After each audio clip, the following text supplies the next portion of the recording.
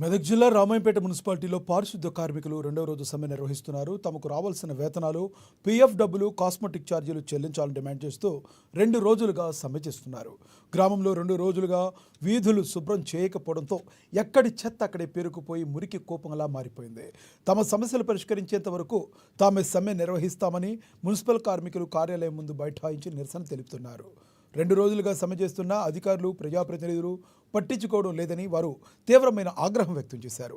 ఎప్పటికైనా తమ సమస్యలు పరిష్కరించాలని, లేని పక్షంలో ఆందోళన మరింత ఉధృతం చేస్తామని హెచ్చరించారు.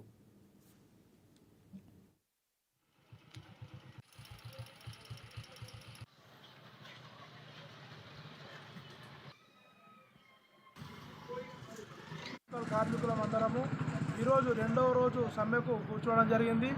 దీనికి కారణం ఎందుచేత అనగా మాకు సకాలంలో జీతాలు అలాగే పిఓ డబ్బులు ఇంతవరకు మాకు ఎటువంటి రాలేవు. సకాలం జీతాలు చెల్లించకపోవడం వలన అనేక ఇబ్బందులు మేము ఎదుర్కొంటున్నాము.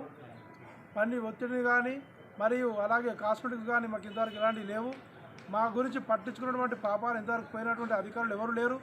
మరి మేము పరిశుద్ధాన్ని మేము నిలిపివేసినందుకే మీకు ఇంత బాధగా ఉంటే ఇంత పని చేసే మేము మా గురించి పట్టించుకోకపోవడానికి వల్ల మాకు ఇంకెంత బాధాకరంగా అనిపిస్తుంది అనేది మేము అడుగుతూ ఉన్నాము. మేము పని చేస్తేనే ఈరోజు పచ్చదనం, పరిశుభ్రత అనేది కనిపిస్తుంది. అలాంటిది మేము ఒక 2 రోజులు మేము ఇలా సమ్మె కూర్చుంటే మీకు ముక్కులోకి వచ్చినట్టు కనిపిస్తుంది. అలాగే అందుకొరకే మేము మా సమస్యలను అంటే మా ఖాళీ ఈరోజు 2 నెలలుగా మాకు జీతాలు లేకపోయేసరికి మా బాధలను ఎవరికి చెప్పుకోవాలి?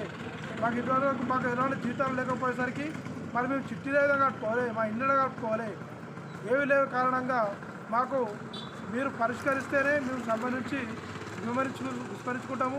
లేకపోతే ఇదే సమ్మెను ఇలాగే కంటిన్యూగా కొనసాగిస్తామని చెప్పేసి కార్మికుల నుంచి మేమందరం చెప్పడం జరుగుతుంది.